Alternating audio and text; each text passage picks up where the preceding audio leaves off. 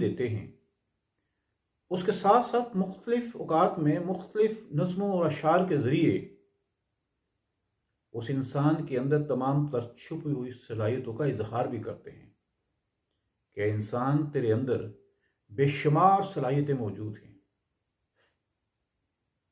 اللہ تعالیٰ نے انسان کو پیدا کیا اور تمام فرشتوں سے اس کو سجدہ کروایا، لیکن ابلیس نے اپنی برتری کو ظاہر کرتے ہوئے آدم کے سامنے سجدہ نہیں کیا، جس کی وجہ سے وہ اللہ تعالیٰ کے غضب کا شکار ہوا، اسے راندہ درگاہ کر دیا گیا۔ ابلیس نے اس اذیت اور سزا کو اپنے سینے کے اندر اپنی طاقت بنائی، اور وہ انسان کے لیے ہر وقت ایک خطرہ بن کر سامنے آیا۔ اس کے انتقام کی آگ ہر وقت بھڑکتی رہی۔ اللہ تعالیٰ نے حضرت آدم علیہ السلام اور حضرت حوا علیہ السلام کو یہ کہا کہ اس جنت کے اندر رہو، کھاؤ پیو، ہمیشہ رہو، لیکن فلاں جو درخت ہے اس کے پاس نہیں جانا ہے، اس کو ہاتھ نہیں لگانا ہے، اس کا پھل نہیں چکھنا ہے۔ تو شیطان آدم کو نقصان پہنچانے اور اپنی انتقام کی آگ ٹھنڈی کرنے کے لیے ہر وقت بے تاب تھا۔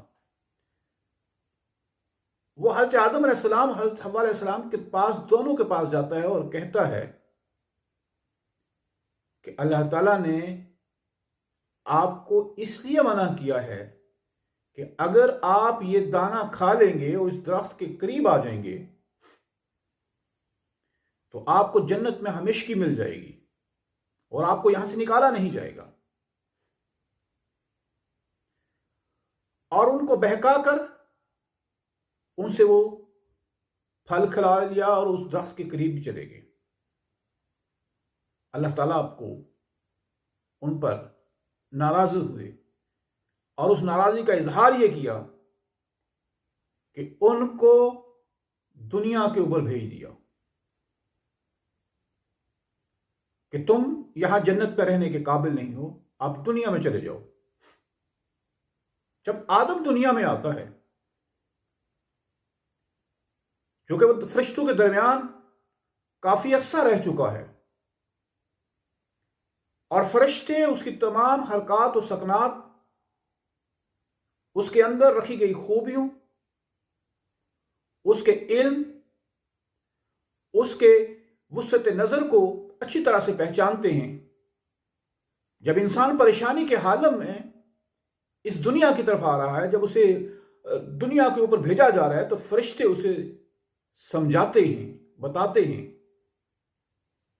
کہ تو کیا چیز ہے اور اللہ تعالیٰ نے تمہارے اندر کیا چیز رکھی ہوئی ہے، کیا کیا صلاحیتیں رکھی ہوئی ہیں۔ اور اسی کہ فرشتے جب اسے دنیا کے اندر بھیج رہے ہیں تو وہ فرماتے ہیں فرشتے کہ عطا ہوئی ہے تجھے روز و شب کی بےتابی، عطا ہوئی ہے تجھے روز و شب کی بےتابی، خبر نہیں ہے کہ تو خاکی ہے یا کہ سیمابی۔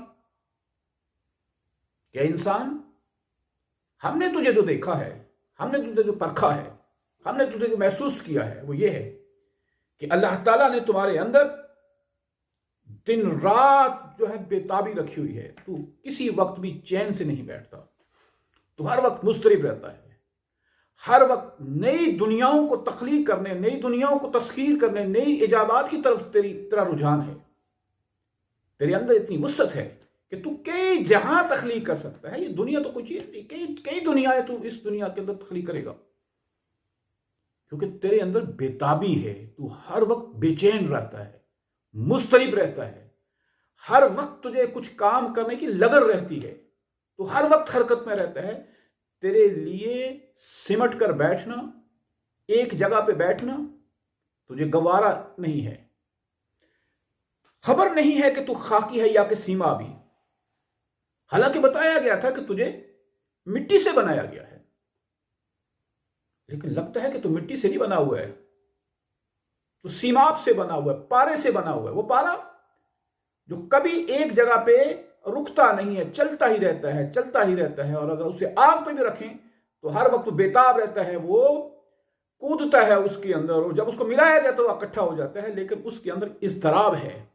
جبکہ مٹی کی یہ خاصیت ہے کہ مٹی کے اندر اتنا اضطراب نہیں ہے۔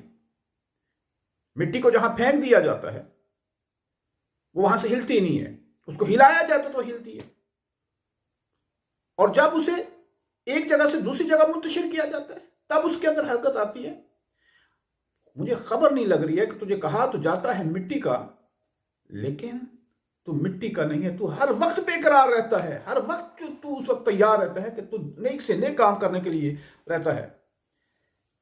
اور آج بدقسمتی سے انسان جو کہتا ہے نا کہ مجھے میرے دل کو قرار نہیں آتا، چین نہیں آتا، صبر نہیں آتا، ٹھہراؤ نہیں آتا، یہ ٹھہراؤ دراصل دل کا جو ٹھہراؤ ہے، یہ دل کا جو ٹھہراؤ ہے اصل میں یہ دل کی موت ہے۔ جب انسان کا دل ٹھہر جاتا ہے، رک جاتا ہے، دھڑکن بند ہو جاتی ہے، تو کیا ہوتا ہے؟ وہ موت واقع ہو جاتی ہے اس کی۔ ناصبوری ہے زندگی دل کی، کہ وہ دل کے جو ناصبور نہیں، کہ دل کی جو زندگی ہے وہ ناصبوری ہے، بے صبری ہے، دھڑکن ہے، چلنا ہے۔ ہائے افسوس اس دل پہ کہ جو ناصبور نہیں ہے، جو بیتاب نہیں ہے۔ یہی بیتابی انسان کو آگے بڑھاتی ہے، یہی بیتابی انسان کو نئی دنیاوں کی طرف لے جا کے جاتی ہے، یہی بیتابی اسے نئی منزلوں کی طرف رواں کرتی ہے۔ اور اگر یہ بیتابی ختم ہو جائے تو انسان کہیں آگے نہیں بڑھ سکتا۔ سنا ہے خاک سے تیری نمود ہے، لیکن سنا ہے خاک سے تیری نمود ہے، لیکن تیری سرشت میں ہے کوکبی و مہتابی۔ میں نے سنا تھا کہ تیری جو تخلیق ہوئی ہے، جو تو اس دنیا کے اندر بھیجا گیا ہے، تجھے تیرا جو بت تیار کیا گیا ہے وہ خاک سے بنا ہوا ہے، لیکن تیری سرشت میں ہے کوکبی و مہتابی۔ کیا کمال لفظ استعمال کیا اقبال نے، سرشت۔ ہم دیکھتے ہیں کہ اکثر سرشت اور فطرت کو ہم جو ہے ملا دیتے ہیں۔ علامہ اقبال کی زبان پہ کیا ہی گرپ ہے کہ وہ یہاں فطرت بھی استعمال کر سکتے کہ تیری فطرت میں ہے کوکبی و سیما بھی،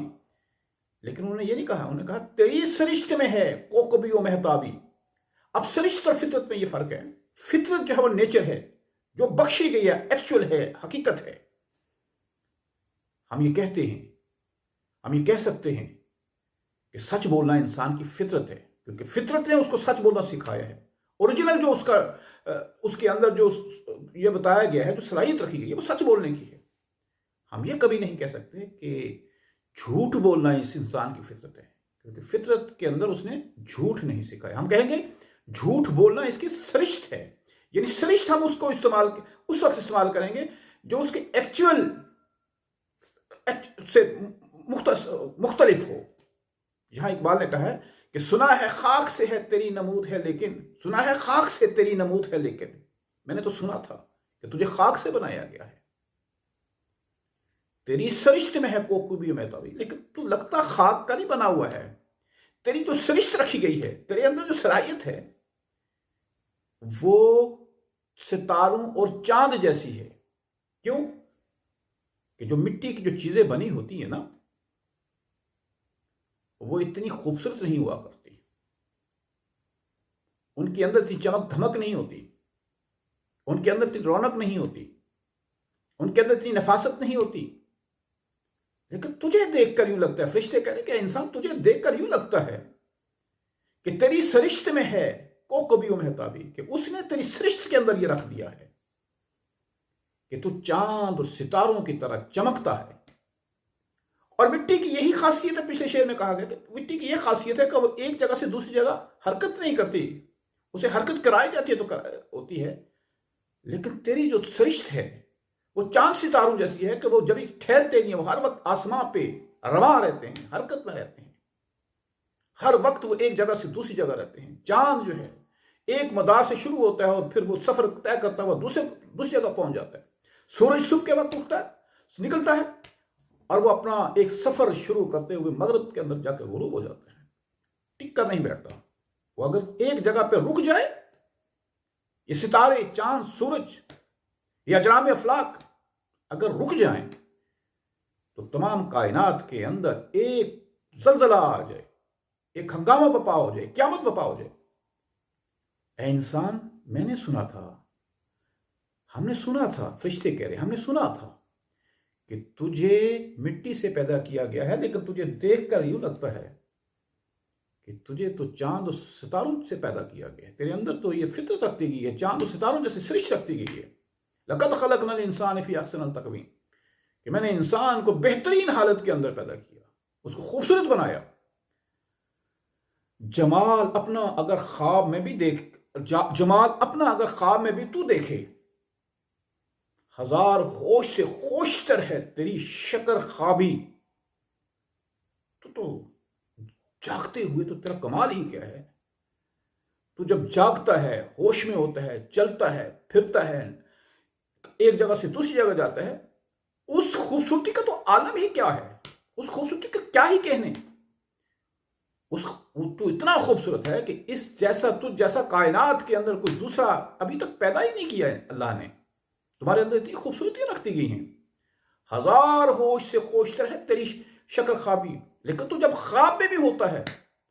تو اس پر ہزاروں بیداریاں بھی قربان کی جا سکتی ہیں، کیونکہ تو جب نیند میں ہوتا ہے، خواب میں ہوتا ہے، شکر خوابی، میٹھی نیند میں ہوتا ہے، شکر میٹھا، خوابی سویا ہوا، جب تو شکر خوابی کے اندر ہوتا ہے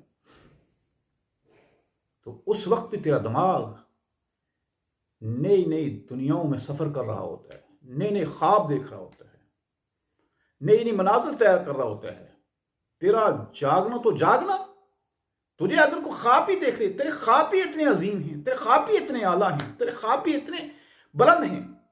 کہ تیرے جاگنے کی تو کیا ہی بات ہے۔ تو جب جاگتا ہے تو اس کا تو کہنا ہی کیا ہے۔ تو جب سوتا ہے، کیونکہ ہم نے تمہیں سوتے ہوئے دیکھا ہے، کیونکہ ہمیں تو نیند نصیب نہیں ہوتی، فرشتوں کو تو نیند نصیب نہیں ہوتی، کہا تجھے سوتے ہوئے دیکھا ہے۔ اللہ نے شرائط تجھے دی ہوئی ہے کہ تو جب سوتا ہے تو اس کے اندر بھی کئی دنیاؤں کا تو سفر کر رہا ہوتا ہے۔ تیرے عقل کی جو معراج ہے، تیرے عقل کی جو پرواز ہے، وہ ہفت آسمانوں اس کو چھو رہی ہوتی ہے، اور ان کے اندر جو خیالات آتے ہیں، تخیلات آتے ہیں، افکار آتے ہیں، ان کی کیا ہی بات ہے، وہ کتنے عظیم و بلند ہوتے ہیں، تم نے کبھی سوچا ہی نہیں۔ یہ چیزیں تیرے اندر اللہ نے دی ہوئی ہے، تو دنیا کے اندر جا اور اس دنیا کو تسخیر کر۔ گریا بہا ہے تیرا گراں بہا ہے تیرا گریہ سحر گائی، گراں بہا ہے تیرا گریہ سحر گائی، اسی سے تیرے نخل کوہن کی شادابی۔ نخل کوہن، نخل کیا ہے؟ درخت ہے، پرانا درخت ہے، پرانا درخت ہے زندگی کا، تیری زندگی کا جو درخت ہے، تیرا جو وجود ہے، اور درخت کو ضرورت ہوتی ہے کس چیز کی؟ پانی کی ہوتی ہے، شاداب رہنے کے لیے، تر و تازہ رہنے کے لیے۔ اس کے اوپر اسی وقت تازگی آتی ہے جب اس پہ پانی دیا جاتا ہے۔ اور تیری زندگی کو کیا شادابی دیتی ہے؟ گراں بہا ہے تیرا گریہ سحر گائی، جو سحر کے وقت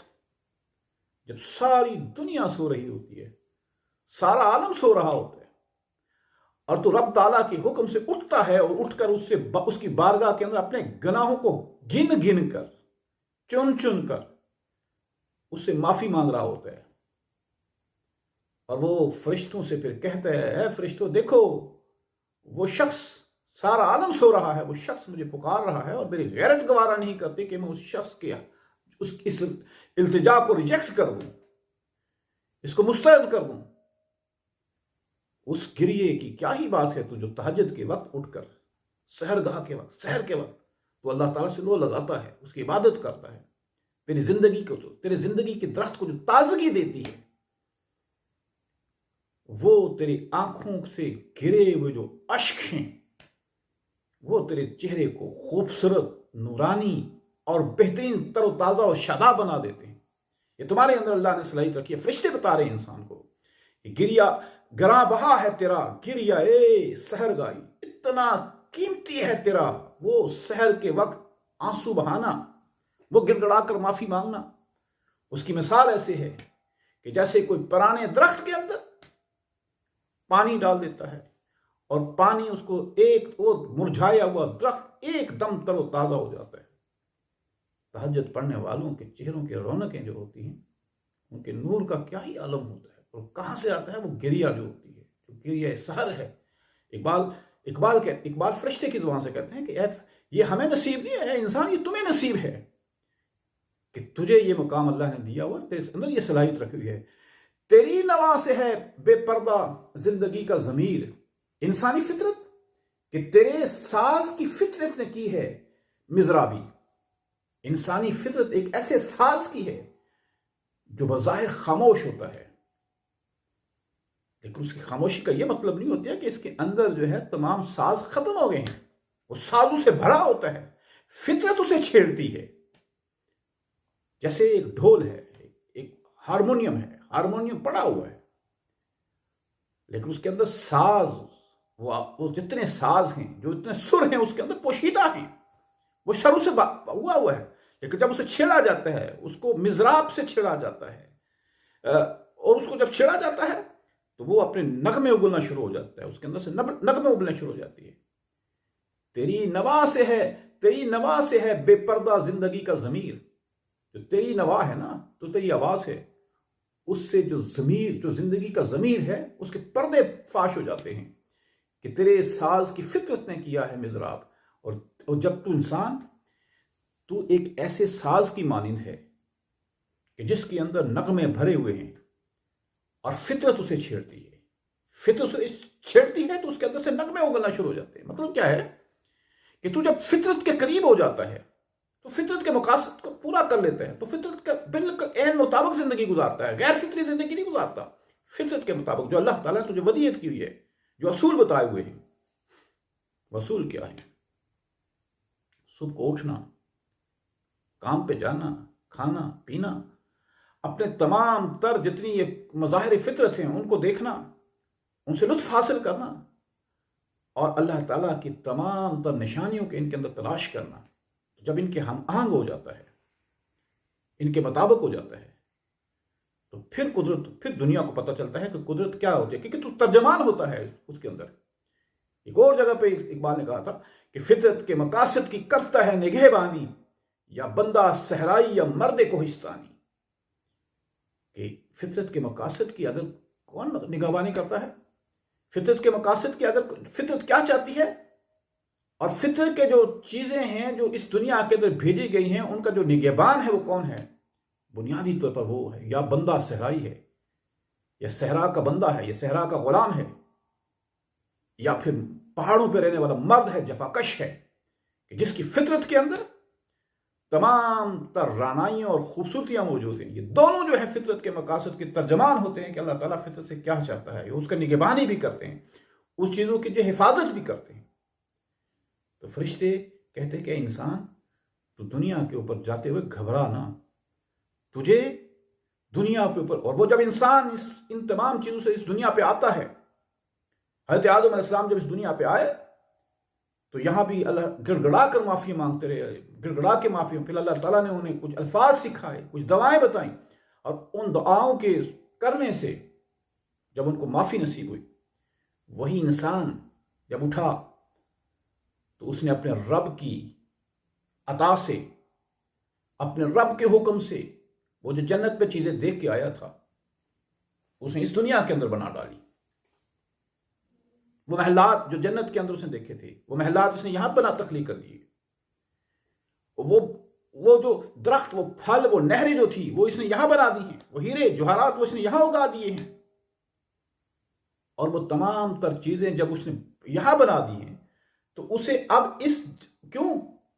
کہ اس کے جچتے نہیں بخشے ہوئے فردوس نظر میں، جنت تیری پنہا ہے تیرے خونے جگر میں، کیونکہ یہ انسان اتنا غیرت مند ہے، اس کے اندر خودداری ہے، خودی ہے، کہ یہ بخشے ہوئے جنت جو ہے فردوس کو نہیں لیتا۔ یہ کوئی چیز سے اگر بخش دی جائے نا، عطا کی جائے، یہ لے یار رکھ لے، تو وہ یہ کرتا، یہ اپنی محنت سے اس چیز کو کمائے گا، تب جا کر وہ کرے گا کہ اسے جچتے نہیں بخشے ہوئے فردوس نظر میں، جنت تیری پنہا ہے تیرے خون جگر میں۔ اس کو پتہ ہے کہ میری جو جنت ہے میرے جگر کے خون کے اندر ہے، وہ محنت کے اندر ہے، اس محنت کے بلبوتے پہ میں نے آگے جانا ہے۔ اگر مجھے کوئی چیز عطا بھی کرے گا تو میں اس کو قبول نہیں کروں گا، یہ انسان کی فطرت کے اندر شامل ہے۔ تو اس نے اسی فارمولے پر پھر دنیا کو جب جنت بنایا تو ستاروں کے اندر ہلچل ہو گئی، عروج آدم خاکی سے انجم سہمے جاتے ہیں کہ یہ ٹوٹا ہوا تارا میں کامل نہ بن جائے۔ آج اس انسان نے اپنے رب کے حکم سے وہ خلافت کا حق ادا کرتے ہوئے اس دنیا کے اندر وہ تمام تر جو آسائشیں تھیں وہ یہاں پیدا کر دی ہیں۔ جو جنت کے اندر آسائشیں تھیں وہ دنیا کے اندر، وہ اب اپنی دنیا سے وہ جانے کے لیے تیار ہی نہیں ہے، وہ اس جنت سے جانے کے لیے تیار ہی نہیں ہے۔ وہ اگر وہ تیار ہوتا تو یہ گنگا رام بند ہو جاتا، یہ نشتر بند ہو جاتا، یہ ہولی فیملی بند ہو جاتا، یہ بہاول وکٹوریا بند ہو جاتا، یہ لیاقت ہسپتال بند ہو جاتا۔ لیکن دیکھیں کہ انسان اپنی جان کو، اپنی جنت کو چھوڑ کر دوسری جنت پہ جانے کے لیے کیا کیا حربے استعمال کر رہا ہے، کیونکہ اس نے اپنی دنیا کے اندر اپنی صلاحیتوں کو بروئے کار لایا اور اس دنیا کو بھی اس جنت کی نعمتیں جو تھی وہ یہاں لے آیا۔